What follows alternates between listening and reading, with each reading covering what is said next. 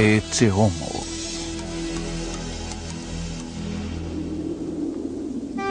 Distribuição Sinapse.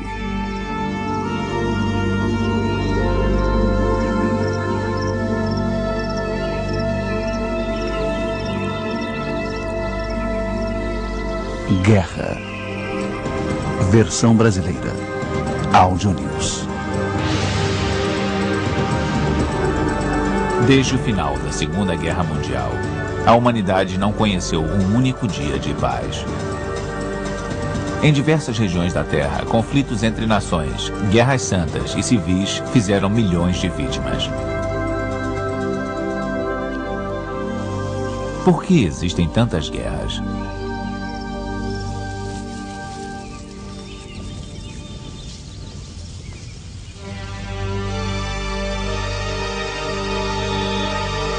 Ao longo da história, as guerras redesenharam fronteiras nacionais, derrubaram governos e forçaram populações inteiras a deixar suas casas. A guerra infligiu à humanidade horrores jamais pensados e inimagináveis sofrimentos.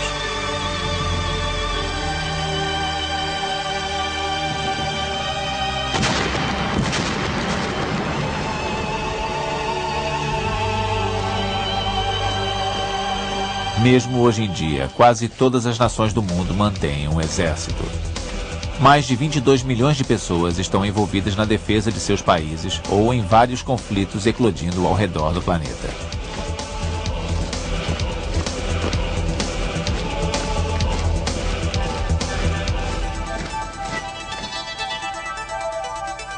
Singularmente, a despeito de existirem algumas espécies de insetos programadas para fazerem o mesmo, o homem é o único animal que faz guerra.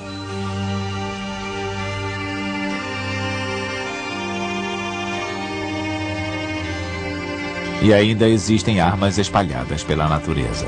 Elas fazem parte dos corpos dos animais que as utilizam para matar, seja para se alimentarem ou para defesa contra algum predador. Entre os membros da mesma espécie, elas são utilizadas como ferramentas de intimidação.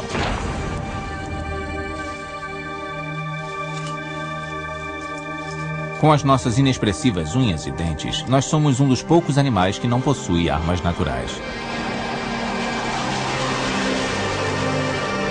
Entretanto, fomos capazes de inventar armas letais o bastante para aniquilar um grande número de pessoas de nossa própria espécie.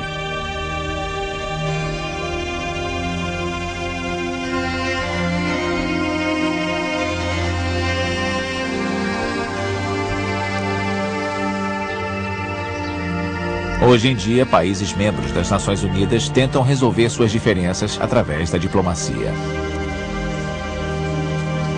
Ao redor do planeta, nós erguemos monumentos para nos lembrar dos horrores da guerra.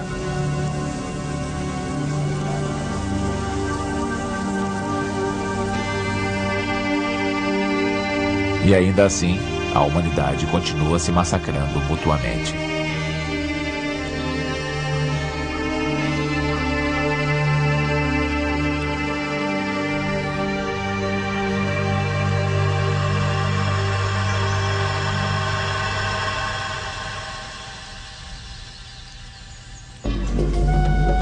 A espada e o mosquete.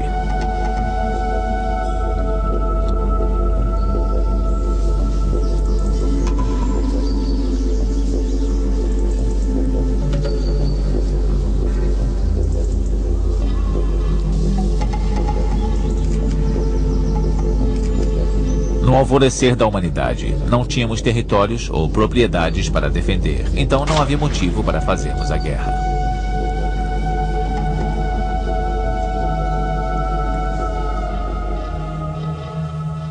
As pessoas viviam em pequenos bandos e possuíam poucas propriedades pessoais.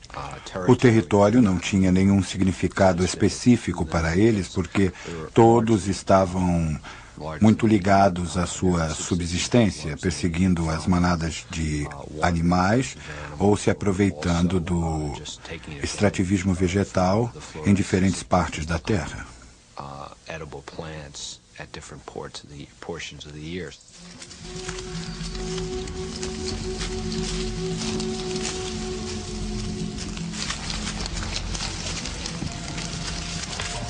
Apesar disso, não é possível acreditar que nossos ancestrais viviam em paz e harmonia.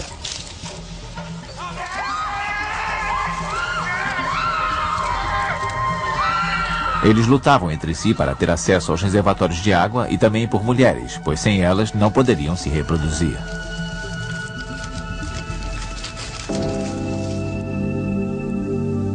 Há 7.500 anos, os povos começaram a construir fortificações ao redor de suas cidades. Nenhuma sociedade investiria tanta energia em construir essas enormes estruturas se não sentisse a necessidade de se proteger. Então, mesmo nessa era distante, a guerra existia. Como podemos definir a guerra? Era uma atividade regularmente associada a uma comunidade com o objetivo de conquistar vantagens econômicas ou políticas. Isto requeria algum tipo de força ou exército com uma liderança disciplinadora e alguns soldados interessados em lutar pela causa. O mais importante não eram as vitórias transitórias, como, por exemplo, aprisionar mulheres ou tomar controle de alguma atividade, usando violência e procurando vingança, mas sim os resultados duradouros. As coisas deveriam mudar depois de uma guerra. Durante o primeiro milênio antes de Cristo, surgiu um estado totalmente devotado à guerra. Os soldados do Império Assírio eram peritos em penetrar em cidades fortificadas. Nada poderia resistir a eles. Em suas jornadas, confiscavam enormes quantidades de metal de seus inimigos derrotados e faziam inúmeros escravos para alimentar sua economia de guerra.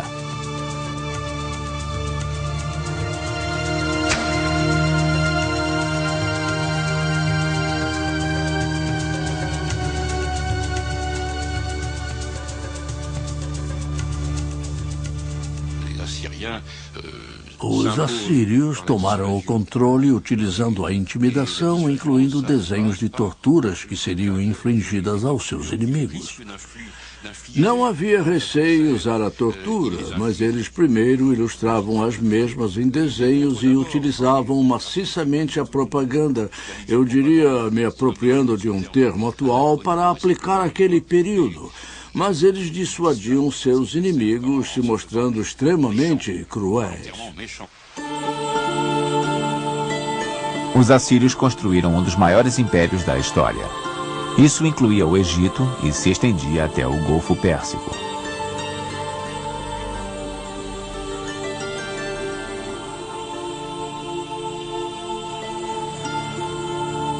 Guerras entre cidades-estado da Grécia Antiga serviam a outros propósitos. Ao invés de inúmeras batalhas e carnificinas, os gregos preferiam confrontar-se numa única e decisiva batalha. Nada de táticas ou manobras complicadas, apenas um conflito direto homem a homem.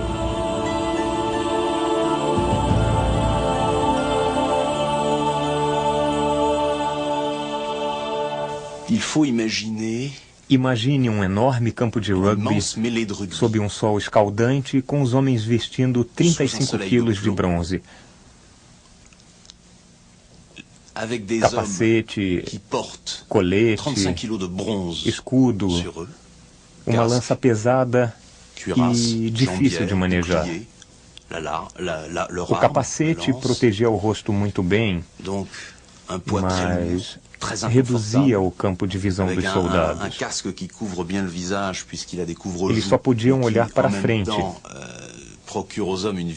Sua visão periférica era quase completamente nula.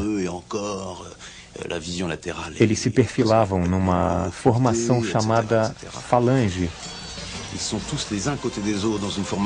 E toda falange avançava como uma unidade para esmagar a falange inimiga. Este gigantesco e mortífero combate deixava muitos mortos no campo de batalha, mas o conflito estava terminado e os sobreviventes podiam retornar para as suas tarefas. Finalmente, os gregos refinaram suas táticas de guerra, mas não o bastante para repelir um dos maiores conquistadores da história, Alexandre o Grande, rei da Macedônia. Alexandre era bonito, jovem, bravo e extremamente inteligente. Ele também era um gênio em táticas e um verdadeiro guerreiro. Não há parte do meu corpo que não esconda uma cicatriz. Não há arma arremessável ou de lâmina que não tenha deixado sua cicatriz em mim. Eu fui ferido pela lança, pela flecha e pela pedra. E fiz tudo isso para vos dar glória e riqueza.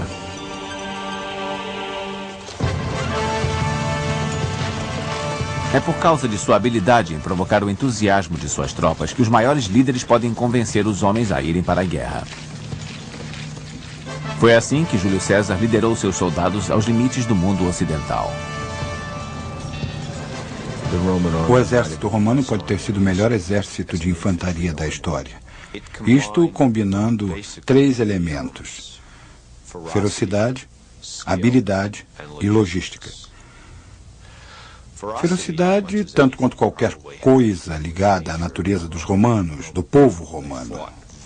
Eles lutavam muito, muito duro, sua disposição mandando em suas vidas, e eles eram extremamente entusiasmados e determinados em combate.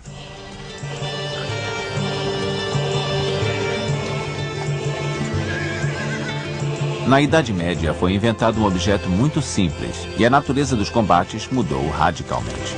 O estribo deu aos cavaleiros um melhor apoio e permitia que lutassem com seus inimigos sem cair do cavalo. E isto deu à cavalaria uma vantagem considerável. Uma nova classe de lutadores havia nascido. O cavaleiro com armadura treinado para ser guerreiro profissional, jurando fidelidade ao seu senhor em troca de uma gleba e lutando em seu nome.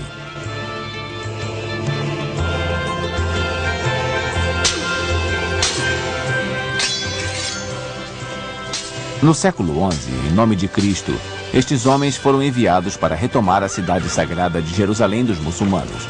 Eles vieram em sucessivas ondas durante um período de 200 anos. Estas foram as Cruzadas. Ao contrário do que poderíamos imaginar, estes jovens cavaleiros adoravam vagar por qualquer lugar. Então, por que não colocá-los para recuperar a Terra Sagrada? Os próprios cavaleiros viam tudo como uma grande aventura. Eles eram provavelmente avisados sobre as implicações religiosas da jornada, mas eu acho que, para a maioria deles, isto era apenas uma grande aventura de pegar a estrada com armas ao lado.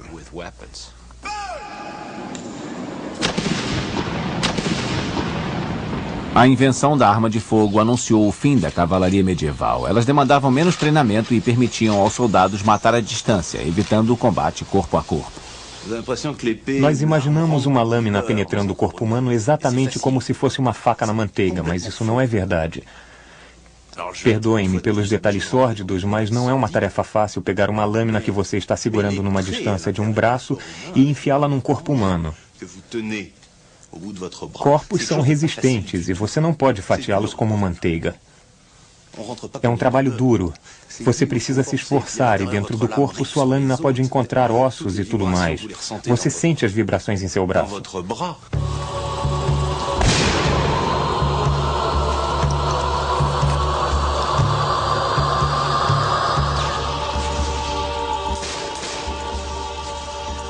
Naquela época, a Europa estava tomada por guerras religiosas. Uma das mais sangrentas foi a Guerra dos 30 Anos. De 1618 até 1648, exércitos de mercenários devastaram o campo e dizimaram populações. Para a população, isso era terrível. Estupros e assassinatos numa tacada só. Para os fazendeiros e camponeses e para a população sitiada, isso era assustador. E os exércitos de fato se tornaram um enorme mecanismo de destruição, pilhando e destruindo e ainda estuprando e matando em grande quantidade. Os massacres foram tão intensos que em 30 anos a população da Alemanha caiu de 21 milhões de pessoas para 13 milhões e meio de pessoas. Guerra total.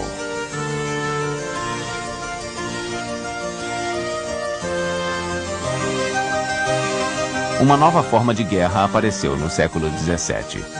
Desde então, a luta passou a acontecer no campo de batalha.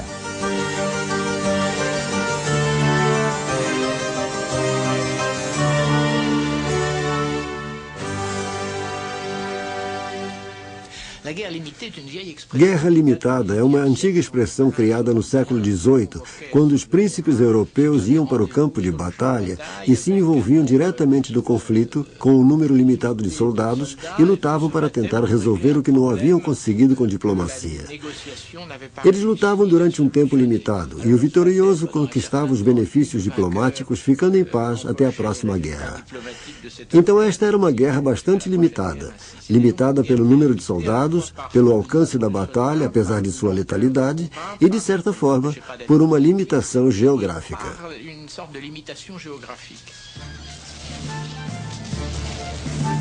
A guerra limitada criou situações bizarras. Comandantes inimigos conversavam e tomavam chocolate antes de terminar as hostilidades. A guerra se tornou o esporte dos reis, e isso deixou a população civil mais ou menos em paz.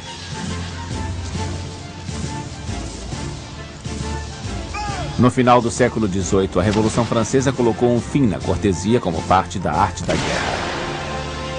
Como escreveu Lazare Carnot, organizador dos exércitos revolucionários franceses, a guerra é um negócio violento. Ou nos engajamos completamente na guerra ou vamos para casa. Precisamos exterminar até o fim. Isto marcou o início da guerra de massa. A República era desafiada de todos os lados, então a França mobilizou centenas de milhares de homens para defendê-la. Assim, Napoleão Bonaparte surgiu liderando o grande exército. Ele sonhava em subjugar a Europa. Napoleão era um extraordinário líder militar. Ele era provavelmente o único homem que eu poderia comparar em termos de carisma e sagacidade a Alexandre o Grande. Num número de ocasiões, as tropas napoleônicas eram tão leais a ele que bastava ele aparecer numa situação crítica durante uma batalha para as tropas se moverem adiante com um entusiasmo renovado. Um exército cansado conseguia lutar até o fim do dia. A França literalmente se entregou ao jovem e corajoso Napoleão. Ele era um líder poderoso. Apesar da derrota dos grandes exércitos napoleônicos, o poder destrutivo da guerra permaneceu relativamente limitado. Mas tudo mudou radicalmente no início do século XX.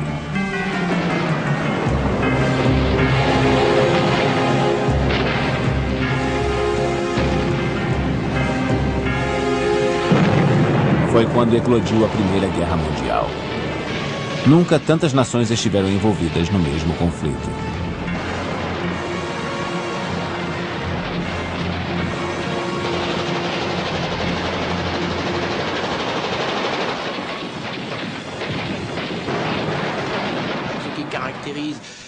O que caracterizou a guerra de 1914 foi o poder de fogo.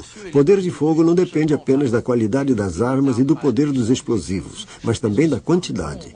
Foi a primeira vez na história que estavam em combate milhares, mesmo dezenas de milhares de peças de artilharia lado a lado, proporcionando enorme poder de fogo.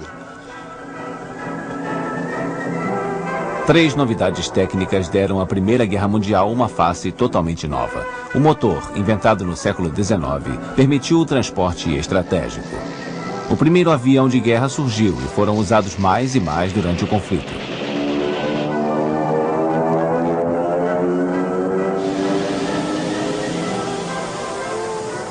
E, finalmente, pela primeira vez, armas químicas foram utilizadas, aterrorizando os soldados de tocaia nas trincheiras.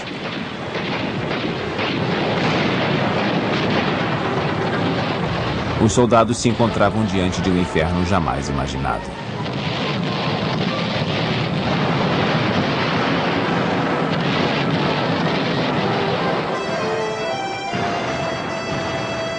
A Primeira Guerra Mundial terminou em 1918, quando a Alemanha estava destruída, sem homens e recursos para continuar a lutar.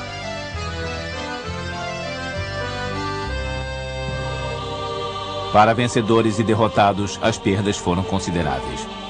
9 milhões de soldados morreram. Uma geração inteira de homens no auge da vida.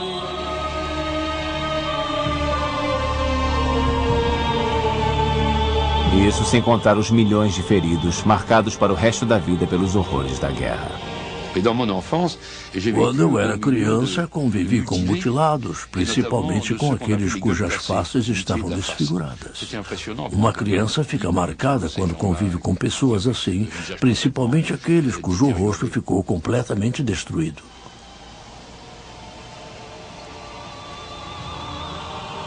Apesar de tudo, as baixas na população civil foram pequenas.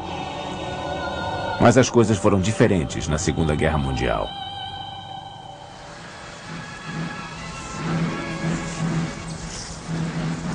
A Alemanha queria vingança pela humilhação sofrida durante a Primeira Guerra Mundial e depositou toda a sua confiança num líder que operasse para unir as massas em torno de um objetivo comum, uma grande Alemanha. Esse líder foi Adolf Hitler.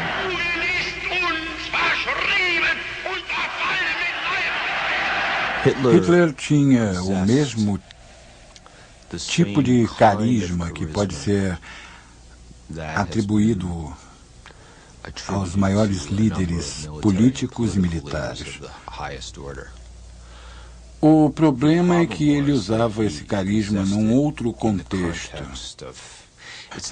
O difícil é afirmar que Hitler era um louco, no senso mais clínico do termo loucura.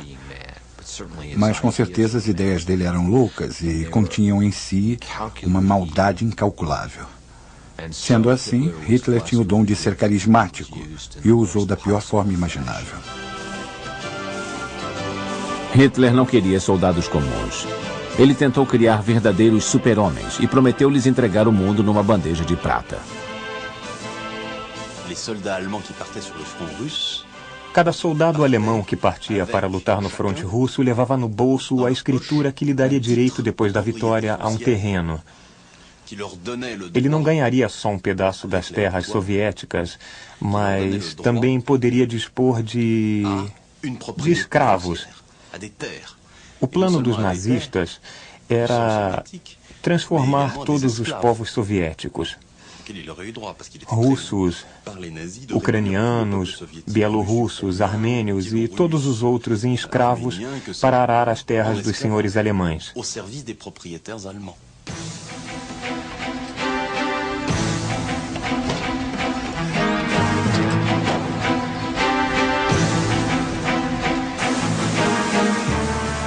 A Segunda Guerra Mundial foi uma guerra industrial. Quando o conflito começou, a Alemanha estava em posição de vantagem. Sua capacidade de produção bélica era bem maior que a dos aliados. Mas à medida que as batalhas se acirraram, a situação se reverteu. Não importava quantos aviões, navios e tanques os alemães conseguiam produzir, o arsenal dos aliados sempre aumentava mais depressa. Essa corrida armamentista levou à chamada Guerra Total. Países dedicaram todo o seu potencial de produção à indústria bélica, com apoio irrestrito da população. Mas ao se envolverem no esforço de guerra, os civis se transformaram em alvo para o inimigo.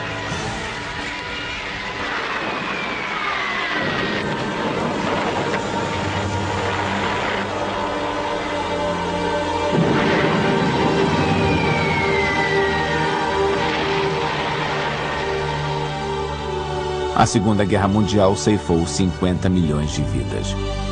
Indiferente da Primeira Guerra, desta vez a taxa de mortalidade entre os civis foi a mais alta.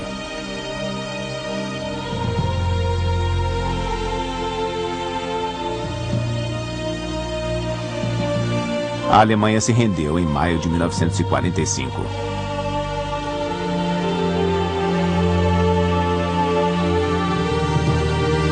Só então foram descobertos os horrores dos campos de concentração.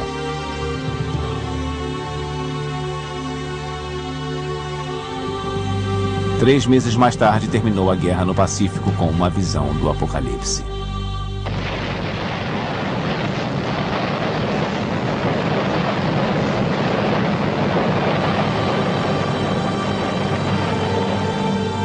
As bombas atômicas lançadas nas cidades japonesas de Hiroshima e Nagasaki marcaram o início de uma era de terror para a humanidade.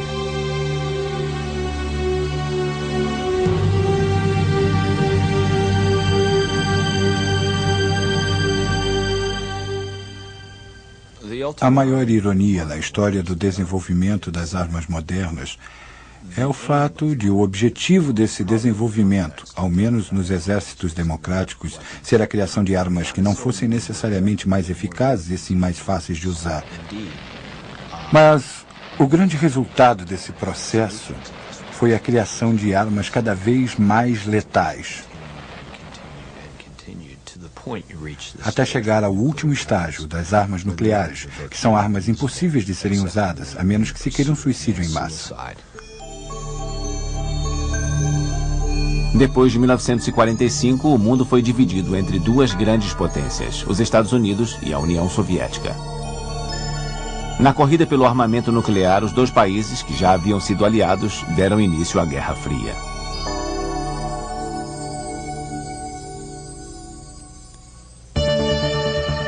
Países pobres em guerra.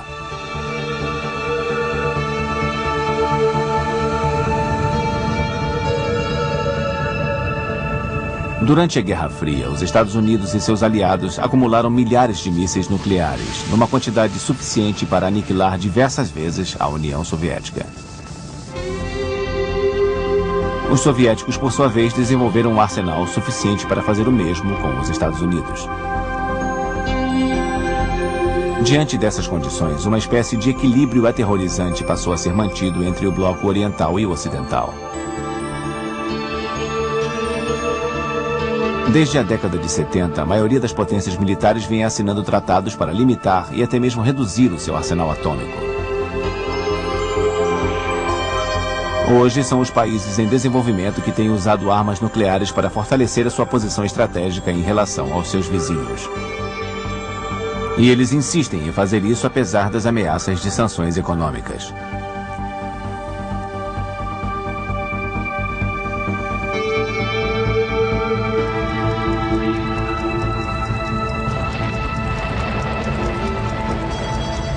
Claro, um novo equilíbrio aterrorizante pode vir a ser a garantia de paz nessas regiões do planeta, assim como já aconteceu entre Estados Unidos e União Soviética.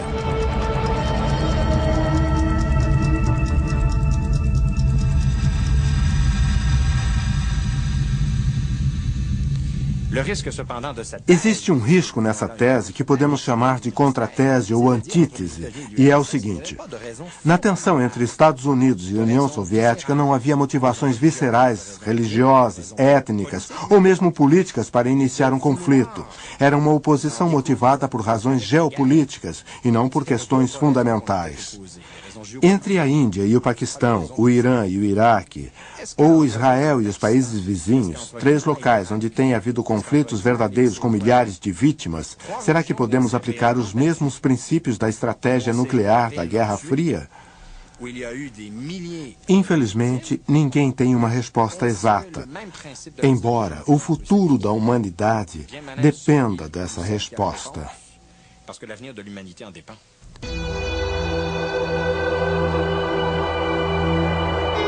Agora que a humanidade conhece a tecnologia das bombas atômicas, o risco de que elas sejam usadas algum dia não pode ser subestimado.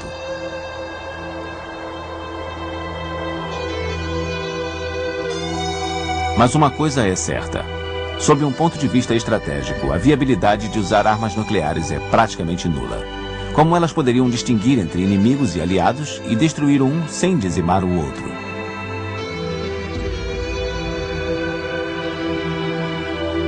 No limiar de um novo milênio, a face da guerra se modificou.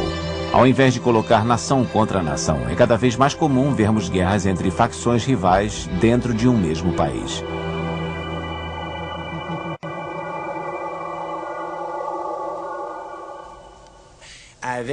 Com a existência de centenas e às vezes milhares de clãs diferentes, com a diferença de identidades, as divergências políticas, as dificuldades econômicas e a invasão das fronteiras por massas de refugiados, as coisas estão ficando cada vez mais complicadas.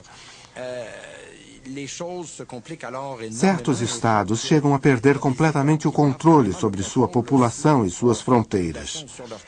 Nesses casos, não estamos diante de uma forma convencional de guerra, mas de uma espécie de pequena guerra, que pode ser ainda mais devastadora que as guerras tradicionais, por conta do sofrimento humano que acarreta.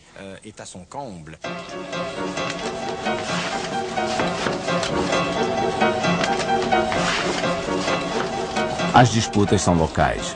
Seja para tentar recapturar um bairro ou uma província, os soldados em geral são em pequeno número, recebem pouco treinamento e são mal equipados, movidos apenas pelo terror.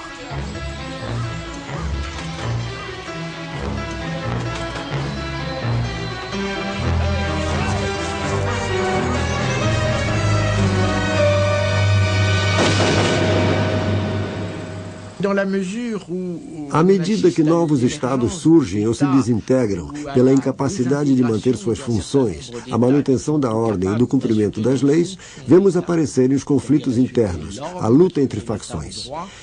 Esses conflitos sempre são causados por diferenças étnicas, ou então têm origem em ideais nacionalistas ou religiosos, como aconteceu na Iugoslávia. Mas, acima de tudo, são conflitos calcados na cobiça, no desejo de enriquecer. Em suma, num país totalmente desorganizado, é mais fácil ganhar a vida empunhando uma arma do que uma enxada.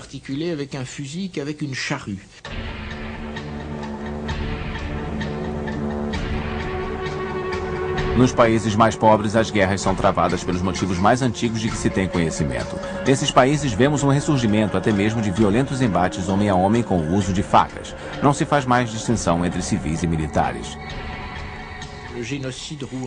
Num período de 5 semanas, os perpetuadores do genocídio em Ruanda mataram 600 mil pessoas a machadadas.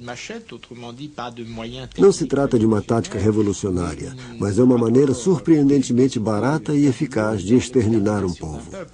Em outras palavras, isso não tem nada a ver com táticas. A brutalidade, o ódio e a decadência dos governos são tão graves a ponto de permitirem ou levarem a esses genocídios terríveis.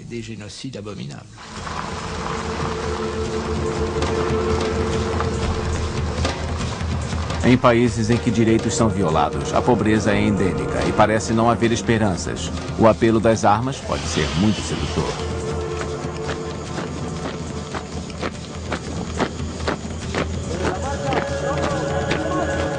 Rapazes que mal saíram da infância não hesitam em se unir a grupos guerrilheiros. Existem também as experiências do passado, os ressentimentos acumulados. Muitas vezes são pessoas de natureza pacífica, mas que se depararam com a guerra invadindo suas casas. Pessoas que jamais empunhariam uma arma caso não tivessem suas casas queimadas ou algum parente morto. Podem se tornar guerrilheiros por causa do peso de um passado assim. Existe um sentimento de rancor, algum acontecimento que faz aflorar tudo isso. Então, todo o sofrimento que passaram os faz clamar por vingança.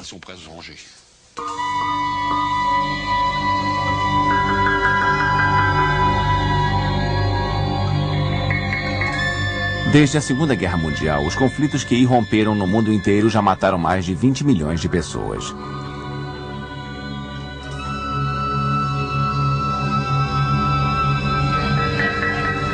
Em muitos casos, muito depois do fim das batalhas, inocentes continuam a morrer por causa da guerra.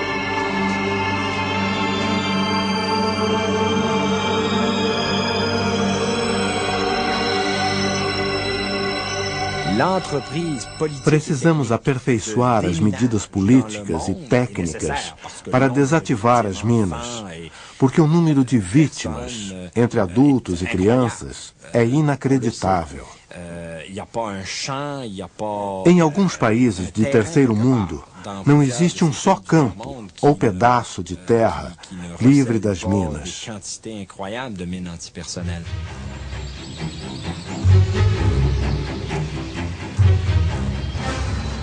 A cada ano, cerca de 100 mil minas são removidas das regiões afetadas. Se a operação continuar nesse ritmo, levará mais de 1000 anos para desativar todas as minas que ainda existem no mundo.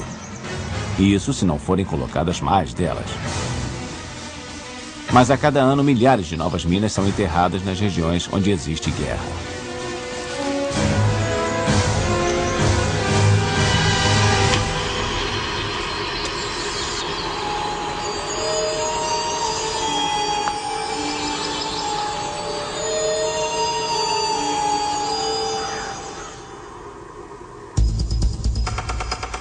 o alto custo da guerra.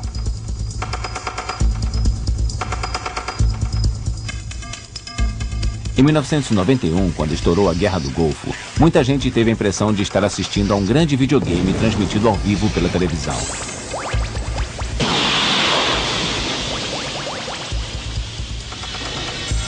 Na tela, mísseis e bombas inteligentes atingiam o alvo com uma precisão impressionante.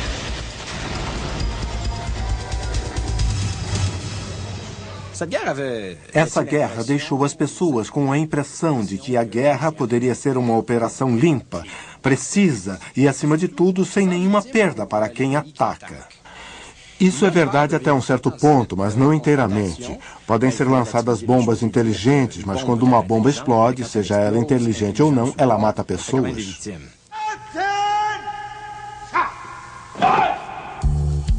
O poder de um exército não é mais medido pelo seu contingente, mas pela qualidade dos seus especialistas.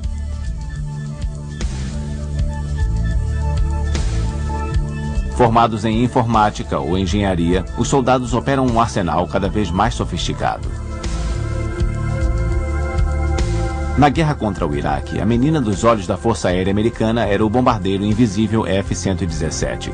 Para fabricar uma única aeronave desse tipo, cuja forma e o material enganam os radares inimigos, são gastos mais de 100 milhões de dólares.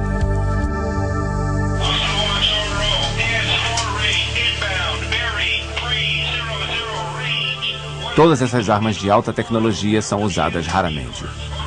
Ironicamente, os países que têm condições para fabricá-las são os que têm cada vez menos motivos para guerrear entre si.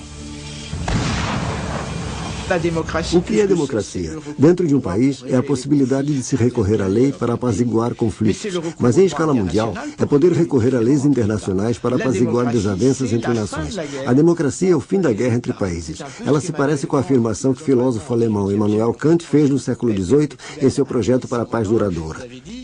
A paz existirá na Terra quando todos os sistemas políticos convergirem. Em outras palavras, quando o mesmo sistema político valer para todos e reinar a democracia, o governo do povo, pelo povo e para o povo.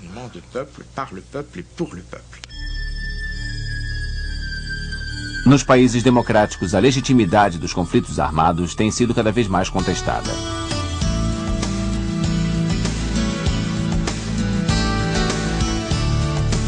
A geração do Baby Boom nos Estados Unidos nasceu numa época de paz. Eles entoaram os famosos faça amor, não faça guerra e não estão dispostos a sacrificar as vidas dos seus filhos.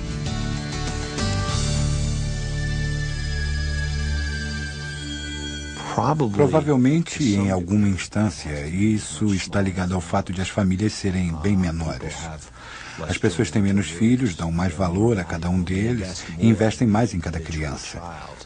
Sendo assim, eles veem um risco maior ao mandarem um soldado para a guerra, um risco para sua própria continuidade genética, ou o equivalente a isso no campo emocional.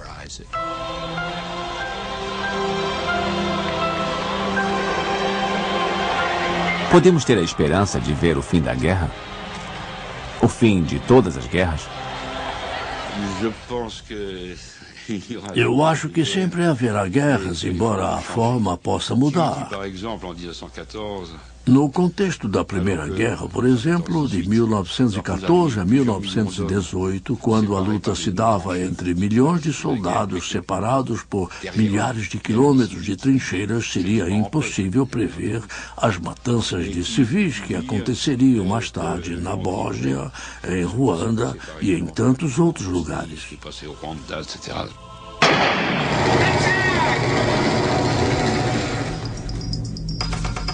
No século XXI, talvez o ataque ao inimigo seja feito com vírus em vez de exércitos.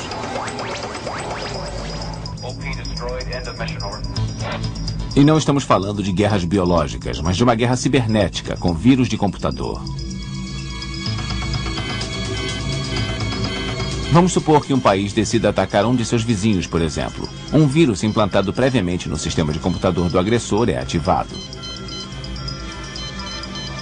Informações vitais são deletadas. O sistema ferroviário para de funcionar. Os sistemas de radar entram em colapso. Ordens falsas são enviadas aos campos de batalha. Os soldados começam a andar em círculos. Dessa forma, a guerra terminaria mesmo antes de começar.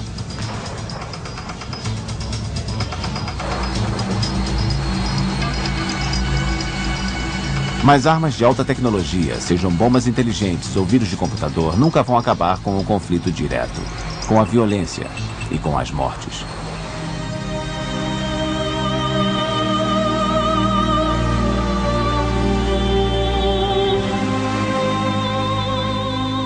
Há quem diga que o século XX foi o século das guerras. Mas também foi nesse mesmo século que a espécie humana, aterrorizada pela sua própria loucura assassina, começou a buscar meios para evitar que confrontos entre nações se transformassem em matanças.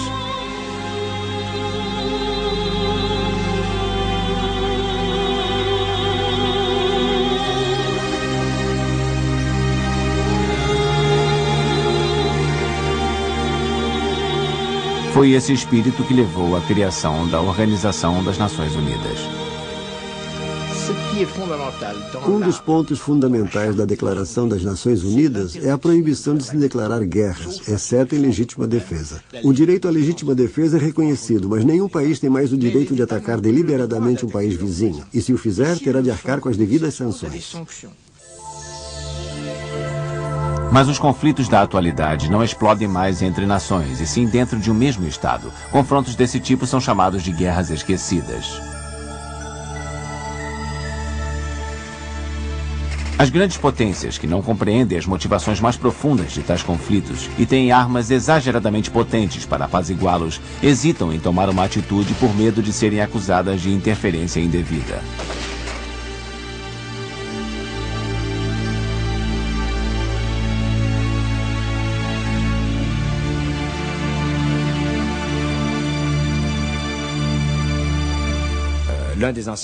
Em 1992, o ex-secretário-geral da ONU, Boutros Ghali, acirrou os ânimos com a proposta de criar uma espécie de exército das Nações Unidas para evitar esse tipo de conflito. Mas isso ainda precisa ser muito elaborado.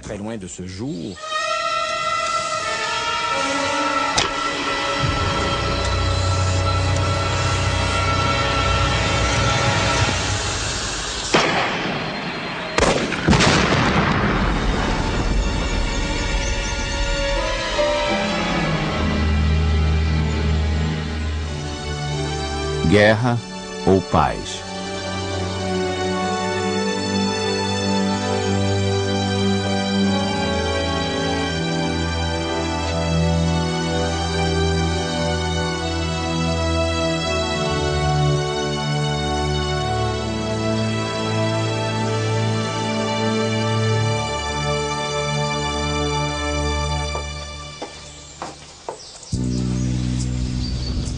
Ao longo da história, os soldados sempre se vangloriaram de suas batalhas.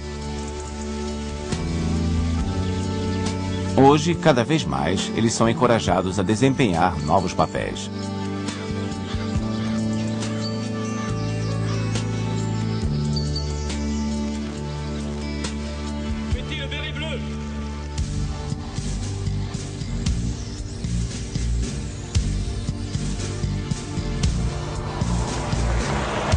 Há alguns anos, as forças das Nações Unidas entram em ação para restabelecer a garantia à paz, mas também trabalham na reconstrução de países arrasados pelas guerras.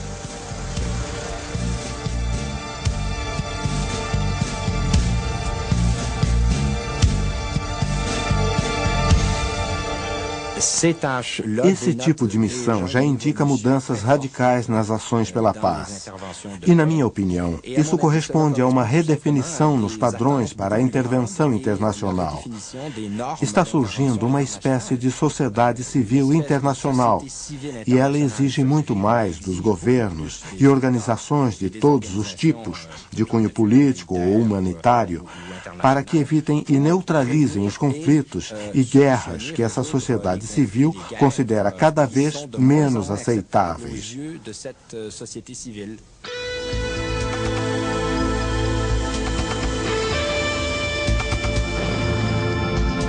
A guerra e até mesmo a vitória passam a ser vistas com reservas. A Operação Tempestade no deserto poderia ter levado facilmente soldados até Bagdá. Mas, contrariando qualquer lógica militar, os aliados suspenderam o seu avanço até que o Kuwait fosse libertado, evitando assim a perda inevitável de vidas humanas que uma invasão ao Iraque acarretaria. Mas, acima de tudo, a opinião pública internacional considerava inaceitável que se recorresse à violência para derrubar Saddam Hussein. Quando o agressor foi forçado a recuar, a missão dos aliados deu-se por encerrada. Para evitar a guerra, devemos encontrar maneiras de apagar as chamas da discórdia no mundo inteiro.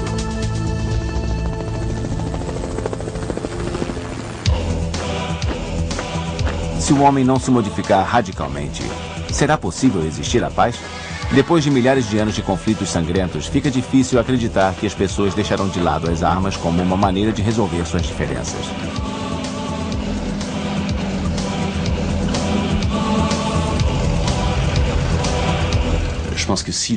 A meu ver, se o ser humano fosse um guerreiro por natureza, nós não precisaríamos ter passado 5, 6 mil anos desenvolvendo toda uma gama de técnicas de coerção psicológica, ideológica e mesmo material para obrigá-lo a guerrear.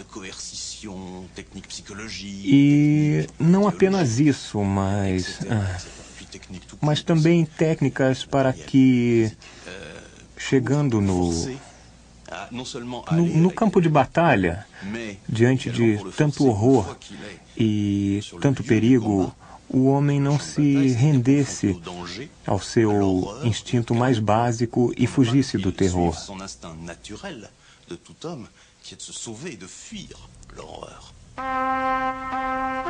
A guerra depende exclusivamente da vontade humana?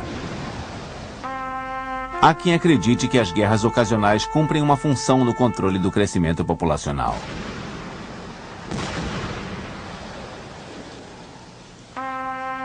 Mas essa função ainda terá utilidade? Hoje, nos países industrializados, o crescimento populacional é quase nulo. O fantasma da fome foi afastado, e assim a necessidade de conquistar novas terras não existe mais. Obviamente, é difícil prever o futuro das guerras. Mas um ponto que parece estar claro é o seguinte: entre os países mais desenvolvidos e mais democráticos ao longo da história, há evidências mostrando que parece não existir uma tendência belicosa. O desenvolvimento econômico parece apaziguar algumas das questões que poderiam levar às guerras. Nesse contexto, é inconcebível imaginar que a Holanda vá declarar guerra à Bélgica, por exemplo, para assumir o controle da indústria de chocolate. A globalização e integração dos mercados deve modificar profundamente as relações entre os países. Se a economia de um país está prosperando graças às relações comerciais com seus parceiros, não existe interesse em declarar guerra a eles.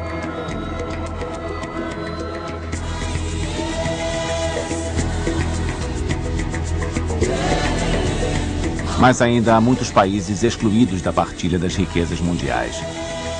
Em certas regiões, disputas étnicas, civis ou religiosas ainda dizimam as populações civis.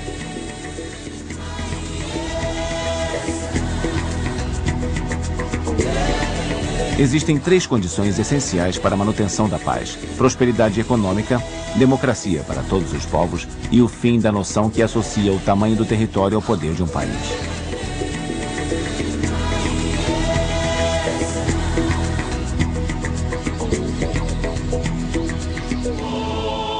No dia em que essas 3 condições forem atendidas, talvez finalmente seja possível dizer que a guerra é coisa do passado.